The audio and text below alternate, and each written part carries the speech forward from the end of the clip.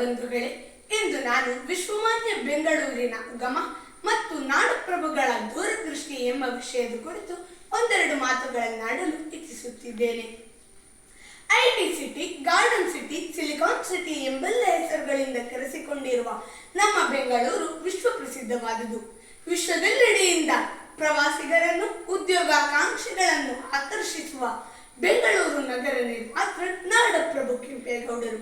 ನಾಡಪ್ರಭು ಕೆಂಪೇಗೌಡರು ಸುಮಾರು 40 ವರ್ಷಗಳ ಕಾಲ ಯಲಹಂಕದಲ್ಲಿ ವಿಜಯನಗರದ ಅರಸರ ಪಾಳೆಗಾರರಾಗಿ ಆಳ್ವಿಕೆಯನ್ನು ನಡೆಸಿದರು.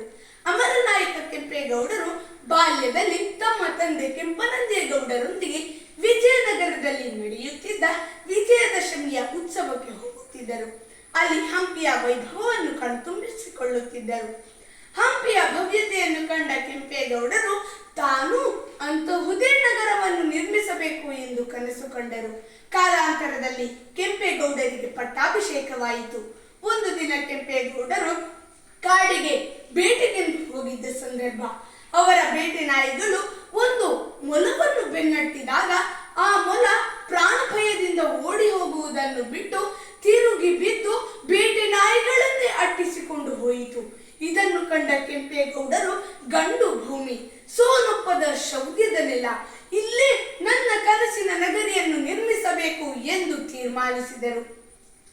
ಅವರ ಕನಸಿನ ನಗರದ ನೀಲನಕಾಶೆಯನ್ನು ಸಿದ್ಧಪಡಿಸಿದರು. ವಿಜಯನಗರದ ಅರಸ ಅಚ್ಯುತರಾಯನ ಅಪ್ಪಣೆ ಹಾಗೂ ಆಶೀರ್ವಾದವನ್ನು ಪಡೆದು 1537ರಲ್ಲಿ ನಾಡಪ್ರಭು ಕೆಂಪೇಗೌಡರು ಬೆಂಗಳೂರು ನಗರಕ್ಕೆ ಅಡಿಪಾಯ ಹಾಕಿದರು. ಕೆರೆಗಟ್ಟಂ ಕಟ್ಟಿಸು, ಮರಂ ನಡೆಸು ಎಂಬುದು ನಾಡಪ್ರಭುಗಳ ಮೂಲ ಮಂತ್ರವಾಗಿತ್ತು. ತಾನು ನಿರ್ಮಿಸಿದ ಬೆಂಗಳೂರು ನಗರದಲ್ಲಿ 100 ತಲೆಮಾರಿನ ಜನರು ಬದುಕಿ ಬಾಳಿದರೂ ಕುಡಿಯಲು ನೀರಿಲ್ಲ ಎಂಬ ಪರಿಸ್ಥಿತಿ ಎದುರಾಗಬಾರದು ಎಂದು ಯೋಚಿಸಿದ ಕೆಂಪೇಗೌಡರು ಬೆಂಗಳೂರಿನಲ್ಲಿ ಸುಮಾರು 1000 ಕೆರೆಗಳನ್ನು ನಿರ್ಮಿಸಿ ಬೆಂಗಳೂರನ್ನು 1000 ಕೆರೆಗಳ ನಾಡಾಗಿಸಿದರು. ಧರ್ಮಾಂಬುದಿ ಕೆರೆ, ಸಂಪಂಗಿ ಕೆರೆಗಳಂತಹ ದೊಡ್ಡ ದೊಡ್ಡ ಕೆರೆಗಳನ್ನು ನಿರ್ಮಿಸಿ ಮಳೆಯ ಹನಿ ಹನಿ ನೀರನ್ನು ಸಂಗ್ರಹಿಸಿದರು. ನೀರು ಪೋಲಾಗದಂತೆ ಕೆರೆಗಳನ್ನು ಒಂದಕ್ಕೊಂದು ಸಂಪರ್ಕಿಸುವಂತೆ ನಿರ್ಮಿಸಿದರು. ಹೀಗೆ ಕೆರೆಗಳಲ್ಲಿ ನೀರು ತುಂಬಿಸಿ ಅಂತರ್ಜಲದ ಮಟ್ಟವನ್ನು ಹೆಚ್ಚಿಸುವ ಕೆಂಪೇಗೌಡರ ದೂರದೃಷ್ಟಿ ಇದೆಯಲ್ಲ, ಅದು ನಮಗೆ ಆದರ್ಶ, ಅನುಕರಣೀಯ ಬಂಧುಗಳೇ.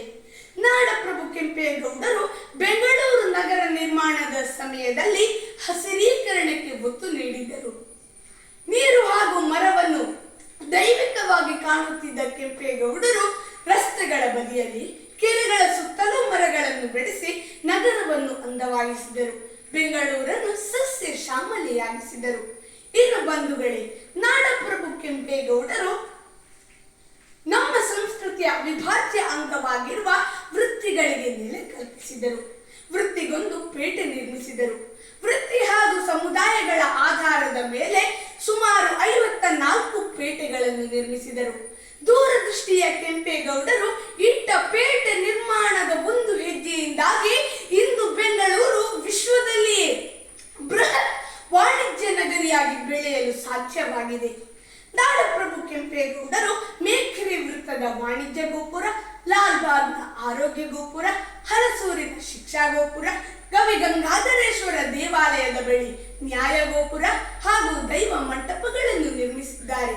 ಇವು ಕೇವಲ ಕಾವಲು ಗೋಪುರಗಳಾಗಿರಲಿಲ್ಲ, ಜನರಿಗೆ ಅನುಕೂಲವಾಗಲು ಹಾಗೂ ಆಡಳಿತಕ್ಕೆ ಪೂರಕವಾಗಿಯೇ ನಿರ್ಮಿಸಿದ ರಚನೆಗಳಾಗಿದ್ದವು. ಇನ್ನು ಕೆಂಪೇಗೌಡರು ಬೆಂಗಳೂರಿನಲ್ಲಿ ಹಲವಾರು ದೇವಾಲಯಗಳನ್ನು ನಿರ್ಮಿಸಿದ್ದಾರೆ.